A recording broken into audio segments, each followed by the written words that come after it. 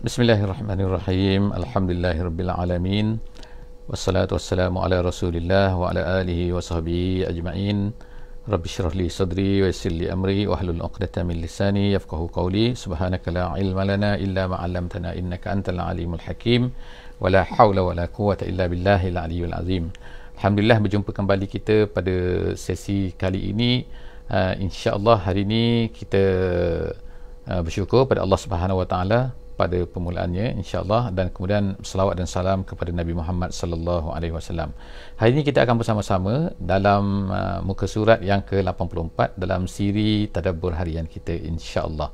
Insya-Allah hari ini kita akan bersama-sama di muka surat yang ke-84 sebagaimana saya sebutkan tadi, dan daripada surah An-Nisa kita akan berbincang, kita akan melihat kandungan daripada Al-Quran daripada surah An-Nisa ayat 34 sehingga ayat yang ke-37. InsyaAllah hari ini hari Selasa, moga-moga Allah Subhanahu Wa Taala akan memberikan kecemerlangan kepada kita pada setiap hari, akan menjadikan Quran ini sebagai guidance kepada kita, sebagai panduan kepada kita, kepada irsyad, menirsyadkan hidup kita, insyaAllah.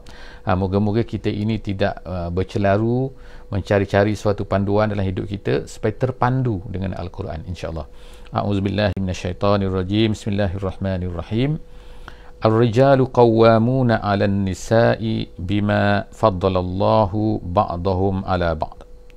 Jadi An-Nisa panjang sikit, insya-Allah.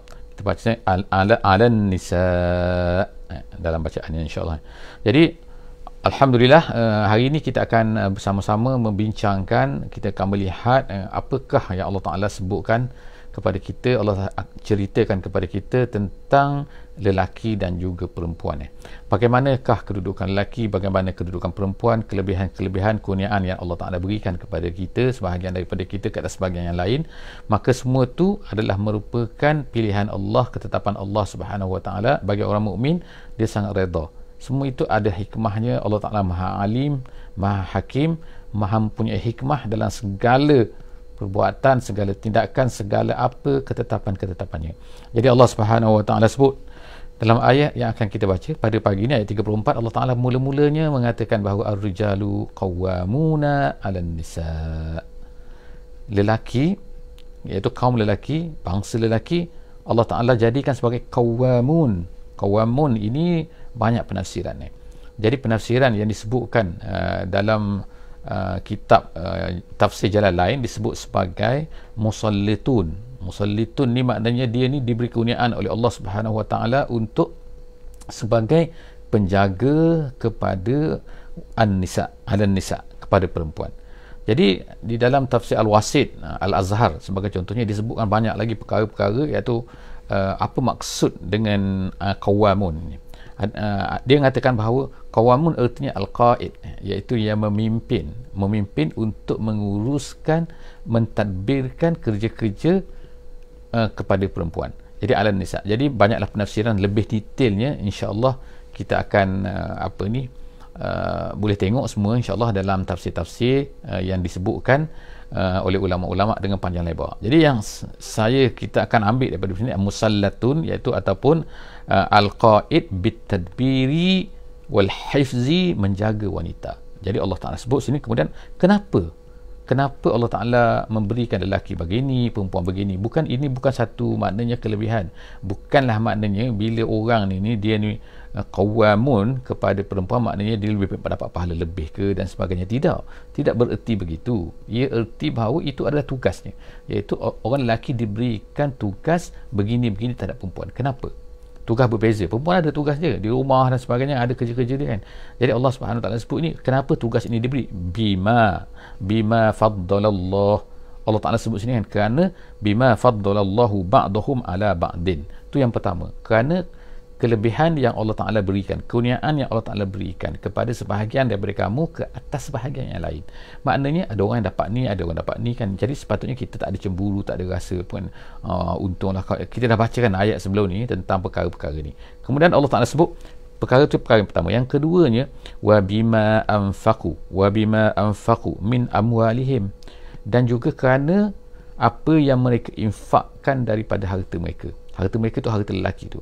Jadi sebab yang kedua ni Allah Ta'ala memberikan jawatan begini kepada lelaki ni kerana apa? Kerana mereka ini telah menginfakkan harta. Apa maksud infak harta tu? Iaitu yang pertamanya, dalam tafsir sebut, iaitu yang pertamanya nafkah.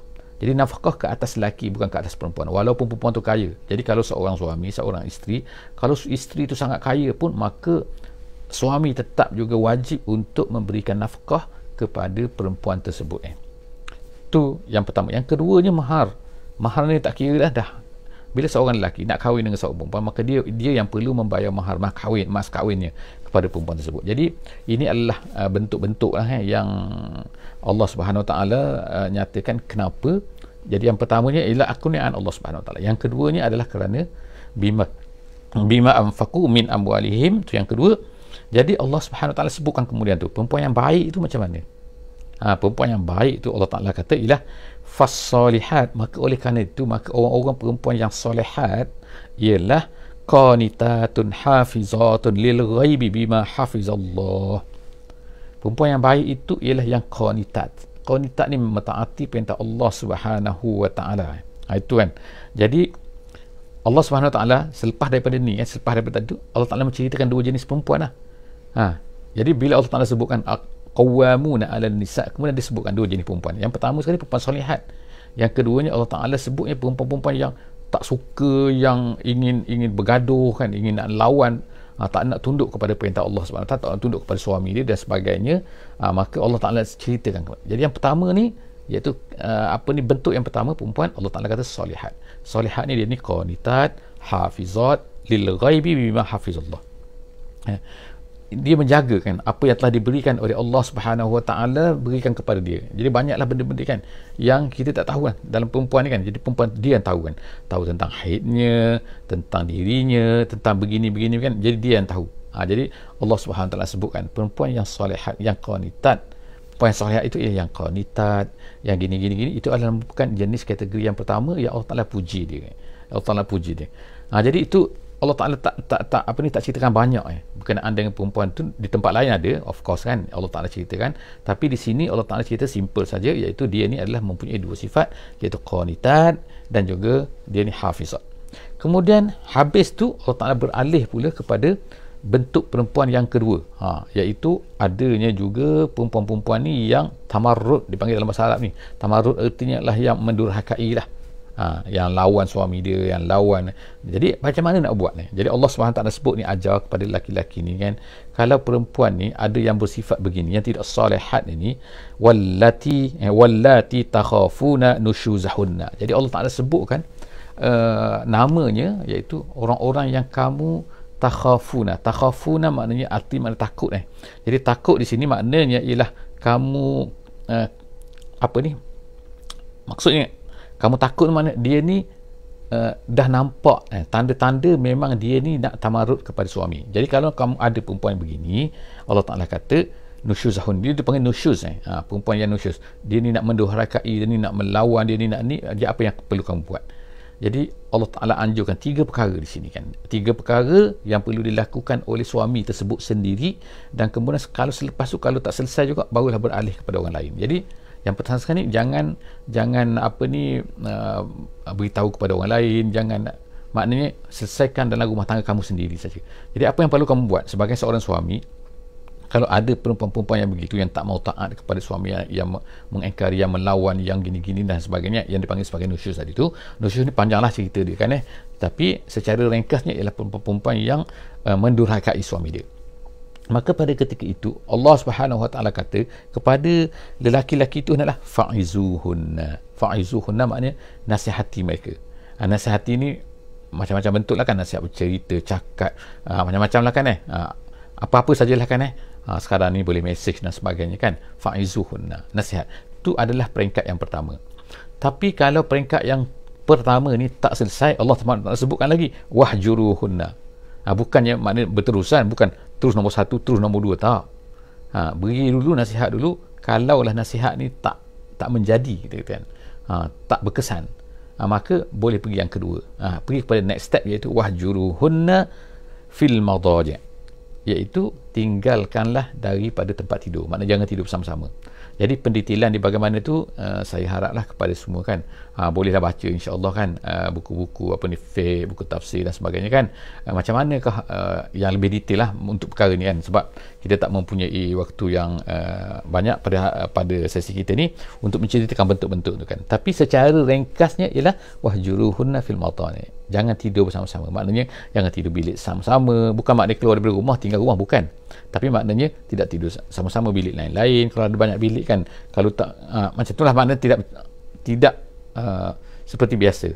Jadi ini semua adalah juga sebagai nasihat secara, tetapi nasihat secara praktikal, secara action. Yang tadi tu nasihat secara mulut, yang pertama tu kan. Tapi kalau tak menjadi, pergi kepada nasihat secara action. Jadi bila nasihat secara action fil madaji' tak jadi juga, kalau tak jadi juga, Allah Subhanahu Wa Taala anjurkan satu cara lain, iaitu wadribuhunna, hendaklah kamu pukul dia. Tapi pukul macam mana? Dalam hadis Nabi sallallahu alaihi wasallam, Nabi sebutkan, iaitu pukulan tu hendaklah pukulan ghaira mubarrih. Janganlah pukulan itu pukulan yang melukakan, maknanya yang menyakitkan. Habis tu pukul macam mana? Pukul yang tidak menyakitkan. Jadi pukulan simple saja kan, pukul kan. Jadi pukulan-pukulan yang hanya untuk mengajar, memberi peringatan, bukan pengutuan yang sampai tampar, sampai terajang, sampai flying kick ke dan sebagainya kan, bagi karate, bagi taekwondo. Tu bukan itu bukan ajaran Islam sebab itulah apa ni kan, di sini kadang-kadang apa yang berlaku dalam masyarakat Islam kan, di kalangan orang lelaki, orang perempuan, seorang suami, seorang isteri ni, kadang-kadang dia buat macam ni kepada isteri dia. Sebab apa alasan dia? Tu dalam Quran kata wadribuhunna, hendaklah kamu pukul dia. Bukan itu maksud dia. Kena baca hadis, kena baca penjelasan ulama kan. Ulama-ulama tak benarkan, dalam hadis-hadis tak benarkan.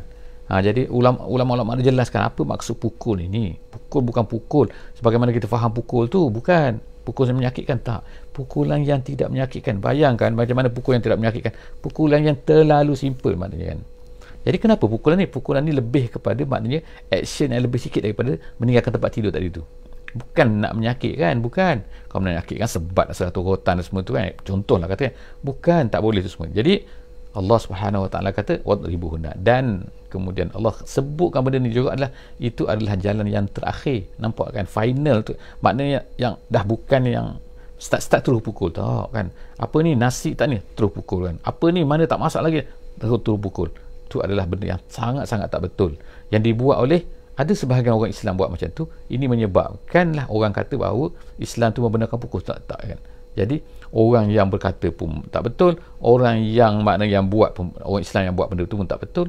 Jadi menyebabkanlah orang menyangka kepada Islam ni satu sangkaan-sangkaan yang tak betul. Jadi kita harapnya supaya memberi warna yang tepat kepada Islam ni, moga-moga Allah SWT, semoga orang yang belum Islam lagi ni, dia tak melihat Islam ni satu benda yang buruk. Jadi Allah sebut sini wadribuhunna, hendaklah pukul dia. Tapi dan selepas daripada tu Allah Ta'ala kata, apabila dah buat tiga perkara ni, fa'in ata'nakum, kalau perempuan itu, isteri itu telah kembali mentaati kamu, makna tak ada nusyuz lagi kan, dah kembali semula menjadi baik, maka fala tabghu alaihinna sabila, janganlah kamu mencari ke atasnya jalan. Maksudnya ialah janganlah kamu buat lagi, kalau dah selesai tak boleh lagi buat zalim, tak boleh bagi pukul, tak boleh buat apa-apa lagi, tak boleh, tak boleh dah marah, tak boleh apa dah. Sebab apa? Hendaklah bergaul dengan baik, kembali wa ashiruhunna, balik semula pada ayat asal yang kita bacakan, wa ashiruhunna bil ma'ruf, hendaklah bergaul dengan baik, bersama-sama dengan baik setelah daripada isteri tersebut telah kembali mentaati, tak ada masalah lagi kan. Jadi maknanya tak adalah main tanam dendam lah, dulu pernah kau buat, tak nak aku nak merajuk ke 10 tahun, tak boleh benda tu kan. Jadi Allah Subhanahu Wa Taala sebut ni fa in ata'nakum, kalau perempuan itu telah kembali semula mentaati kamu, bersama dengan kamu, buat baik semula kepada kamu, fala tabghu alaihinna sabila, jangan kamu cari jalan untuk buat benda yang tak baik kepada kamu. Tengok kan, Allah Subhanahu Wa Taala sangat-sangat nak menjaga kerukunan rumah tangga kan. Maknanya even dalam keadaan yang dahsyat kan, Allah Ta'ala tak benarkan kita, tak sebut perkataan cerai dan sebagainya kan. Nak menunjukkan apa? Ulama sebut bahawa cerai ni adalah merupakan satu benda yang tak sepatutnya berlaku kecuali dah tak ada jalan lain dah. Bukan makna asyik-asyik nak cerai kan. Kena sikit nak cerai. Kini sikit nak cerai kan. Lambat masak pun nak cerai. Tengok kan. Tak basuh air pun. Padahal kalau ikut dalam mazhab Syafi'i banyaklah cerita katakan bahawa setengah-setengah kadang-kadang kita ni confuse kan. Ini adalah tugas lelaki, tugas perempuan kan. Kena clear kan tak? Tapi kita tu orang lelaki ni kadang-kadang terlalu cepat kan. Sehingga nak cerai. Jadi Allah Ta'ala tengok kan tak? Tak benar kan cerai mana kan. Jangan ikut perasaan kan. Jangan ikut kemarahan dan sebagainya. Seterusnya, kalau tak jadi juga itu tadi part yang dilakukan oleh sang suami, si suami kan. Suami tu nak kena buat macam mana, macam ni kan. Kalau tak jadi juga tiga perkara tu, jangan cepat kira nak bercerai. Tak boleh lagi. Tengok kan Allah SWT ajar lagi kan. Wa in khiftum shiqaqa bainihima. Kalau kamu takut, kamu sini sekarang ni dah pergi kepada orang lain dah keluar dah. Nampak tak jadi juga tak jadi juga dua orang ni kan.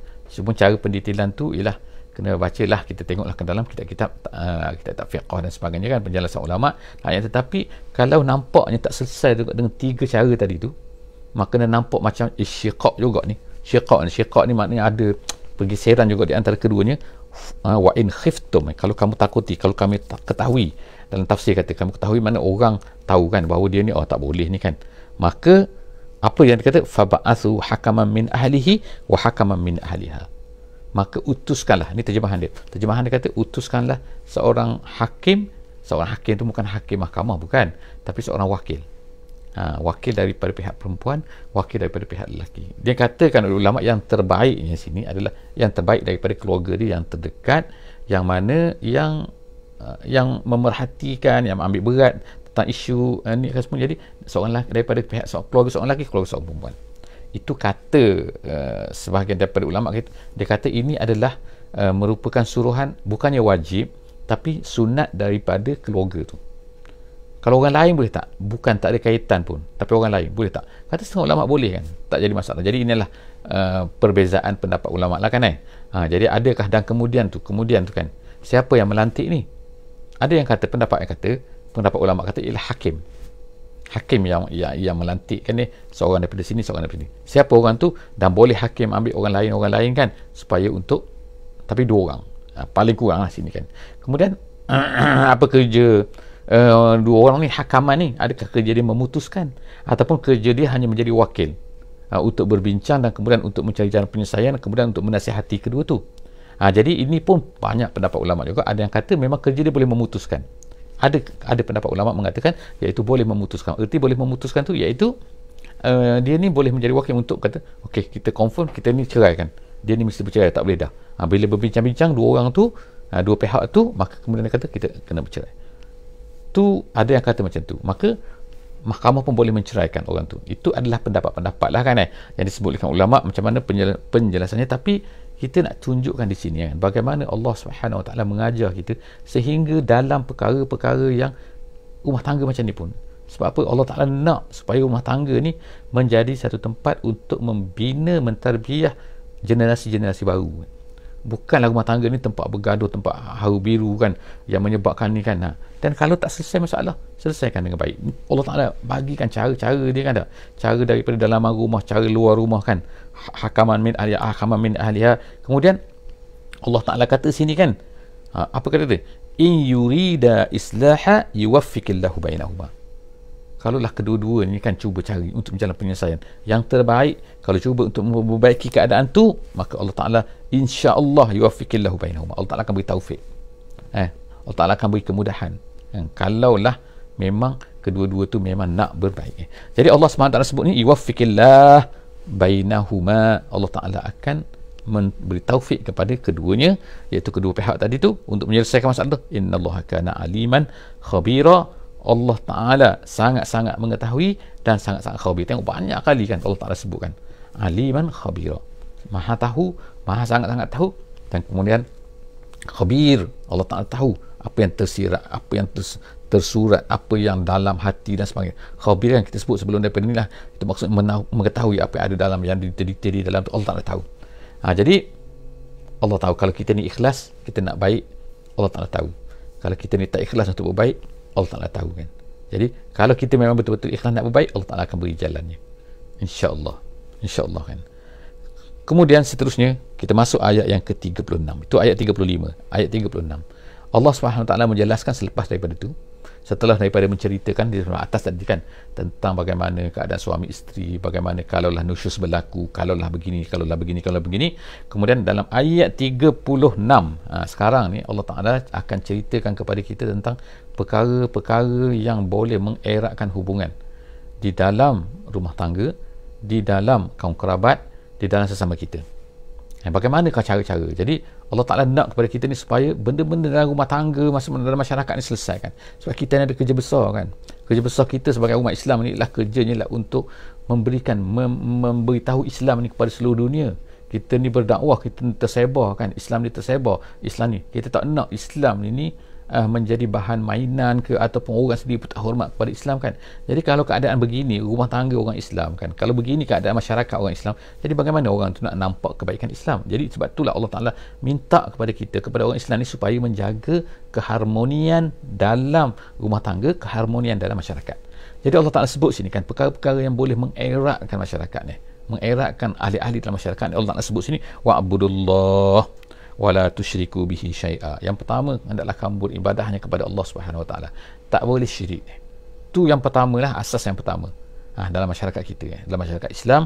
Itu yang pertama, beribadah hanya kepada Allah Taala saja, tak boleh syirik. Dan kemudian wabil walidaini ihsana, berbuat baik kepada ibu bapa. Tengok kan, maknanya masyarakat Islam masyarakat yang sangat buat baik kepada ibu bapa. Jaga ibu bapa kan, daripada ibu bapa jaga kita daripada kecil kan, kemudian kita sepatutnya jaga ibu bapa tu kan. Selepas bukannya diletakkan di rumah-rumah itulah rumah orang tua dan sebagainya kan. Jadi suasana tu adalah suasana yang kalau ikutnya tidaklah sepatutnya berlakulah dalam masyarakat Islam kan. Jadi masyarakat Islam masyarakat yang sangat-sangat jaga ibu bapanya, sangat baik kepada ibu bapanya. Kita tak nak mana ada orang lain yang lebih baik lagi. Orang yang tak Islam tiba-tiba baik kepada ibu bapa, menjadi contoh, menjadi tonjol, sehingga orang menonjolkan benda tu. Jadi kita tak nak, kita nak tonjolkan bahawa masyarakat Islam ni hubungan, Masya Allah kan, dia sangat-sangat menjaga ibu bapa mereka, sangat baik kepada ibu bapa mereka. Itu yang kedua. Yang ketiga, wabizil kurba, dan juga berbuat baik kepada kaum kerabat mereka. Tengok kan, makna tak ada kaum kerabat yang terbiar. Ni siapa ni, cucu ni saudara siapa kan, ni sepupu siapa kan, kita tak nak kan. Jadi jaga hubungan di antara bizil kurba kan. Jadi tak kira lah kan, dia ni melalui ayah adik-beradik, mak saudara, tok saudara ke, semua tu kalau umat Islam macam ni kan semua kan, insya-Allah kan. Sebab apa, tak adalah orang satu masyarakat, satu kumpulan tu, kaum kerabat tu semua miskin, semua miskin, tak ada kan.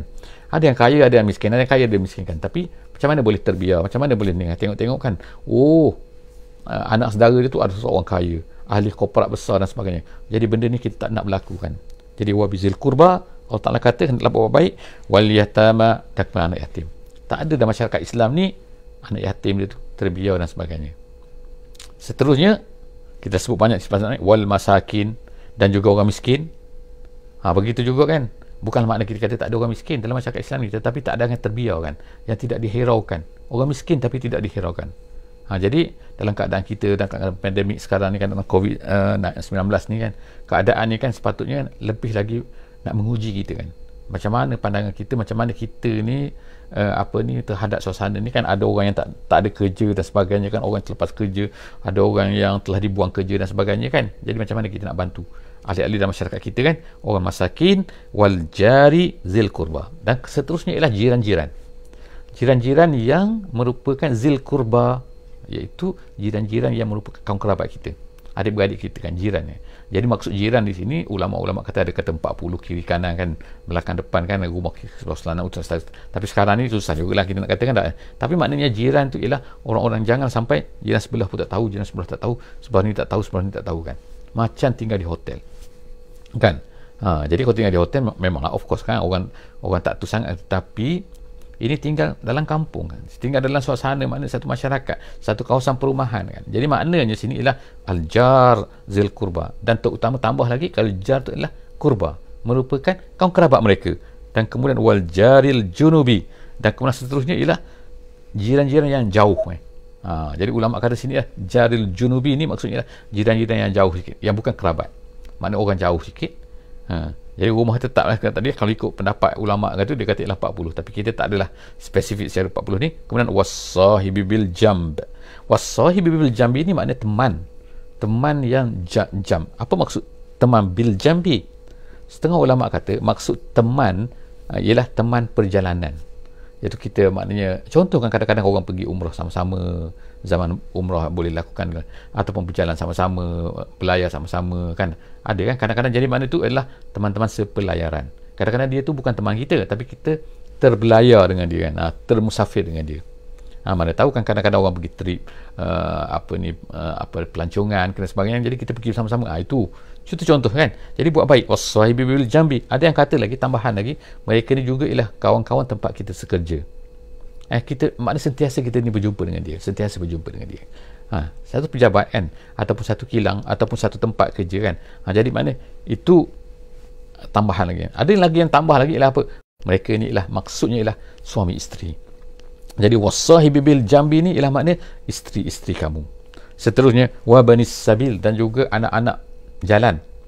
Maksud anak-anak jalan di sini ialah maksudnya ialah iaitu orang-orang yang musafir, kemudian dia ni tiba-tiba tak boleh nak balik kan, sebab apa, tak ada harta dan sebagainya kan. Jadi family dia jauh, jadi dia tak boleh hubungan kan. Kalau zaman dulu makna lagi susah kan. Zaman sekarang pun dia ni memerlukan duit dan sebagainya, bantuan kan. Itu Allah sentiasa sebutkan wa banis sabil, dan kemudian wa ma malakat aymanukum, hendaklah juga berbuat baik kepada hamba-hamba kamu. Sekarang ni hamba tak ada lah kan tapi Allah Ta'ala letak sebut sini, ada ni kemungkinan akan berlaku lagi. Wallahu a'lam bissawab. Innallaha la yuhibbu man kana mukhtalan fakhura. Allah Ta'ala tak suka kepada orang yang mukhtal. Mukhtal ni ialah orang takabur. Takabur, dan juga fakhura, orang ni yang suka berbangga-bangga. Fakhura maknanya sombong, berbangga. Takabur tadi takabur, jadi dekat-dekat makna dia. Fakhura ni Allah Ta'ala berikan harta kepada dia, Allah Ta'ala berikan kekayaan pada dia, dia ni suka sombong-sombong kan, berbangga kat tahu orang, apalah dia tu kan, aku tengok macam ni akulah. Jadi maknanya itulah fakhur, orang yang fakhur. Allah Ta'ala tak suka benda ni, tak suka orang mutakabbir, tak suka orang yang fakhur. Ayat yang terakhir Allah SWT sebutkan yang pendetilan lagi. Setengah ulama tafsir kata ini adalah nak penafsiran lagi terhadap bentuk orang-orang yang Allah Ta'ala tak suka ni, iaitu siapa dia? Allazina yabkhuluna, iaitu orang yang bakhil. Bakhil maknanya kedekut dah kedekut ni Allah Ta'ala berikan kurniaan kepada dia, tapi dia tak nak beri kepada orang. Lepas tu pula bukan sekadar dia tak nak beri, dia tak nak beri harta dia pada orang kan, dia kedekut dengan harta dia. Kemudian dia menyuruh orang lain pula tu, menyuruh orang lain supaya jangan berilah. Maknanya dia bukan menggalakkan orang beri, dia kedekut. Kalau dia menggalakkan orang lain tu cerita lain pula, tapi ni dah lah kedekut, dia jangan pula menjangankan orang lain tu supaya jangan beri. Jadi Allah Ta'ala kata sini wallazina yabkhuluna wa ya'muruna an-nasa bil bukhli, dan suruh orang lain supaya bakhil. Tengok kan tak, lah dia kedekut, dia kata suruh orang lain supaya jangan infak pula, jangan supaya kedekut macam dia juga. Jadi wa yaktumuna ma atahumullahu min fadlih, dan kemudian yang ketiga sini kan, maknanya kedekut, menggalakkan orang supaya jangan berinfak kan, mengajak orang supaya kedekut seperti dia juga. Dan kemudian yang ketiga Allah Ta'ala sebut, iaitu wayaktumuna, menyembunyikan apa yang telah Allah Ta'ala berikan kepadanya daripada kurniaan Allah SWT. Maknanya Allah Ta'ala beri kekayaannya, Allah Ta'ala dia tak nak tunjuk. Jadi tak nak tunjuk tu sebab apa? Bukan tak nak tunjuk tu sebab dia ni tawaduk, bukan, tapi maksudnya tak nak tunjuk supaya takut nanti orang minta harta dia. Itu kan, maknanya dia takut orang-orang miskin kalau tahu nanti orang kan minta bantuan daripada dia dan sebagainya kan. Jadi sebab dia tak nak tunjuk tu, sebab tu ada satu hadis yang diriwayatkan oleh Al-Hakim, disebutkan bahawa dalam satu hadis tu disebutkan macam ni, kata iza an'amallahu ala abdihi ni'matan habba an yuzhira asaraha alaihi. Allah Ta'ala ni apabila Allah Ta'ala kurniakan satu nikmat kepada seseorang tu, seorang hamba tu, maka Allah Ta'ala suka kalau dia tu menzahirkan, menunjukkan. Itu disebutkan oleh ahli tafsir berkenaan dengan ayat ini, iaitu wa yaktumuna ma atahumullahu min fadlih wa a'tadna lil kafirina azaban muhina. Allah Ta'ala sebut iaitu, dan kami sediakan kepada orang kafir itu azab-azab yang muhin, azab-azab yang menghinakan. Jadi setakat itulah saja insya-Allah hari ini muka surat yang ke-84. Jadi insya-Allah kita akan bersambung lagi dalam sesi-sesi akan datang insya-Allah. Aku qouli hadza wa astaghfirullahal azim li wa lakum wa billahi taufiq wal hidayah. Wassalamualaikum warahmatullahi wabarakatuh. Bismillahirrahmanirrahim. Wal 'asri innal insana lafi khusr illa allazina amanu wa 'amilus solihat wa tawasaw bil haqqi wa tawasaw bis sabri.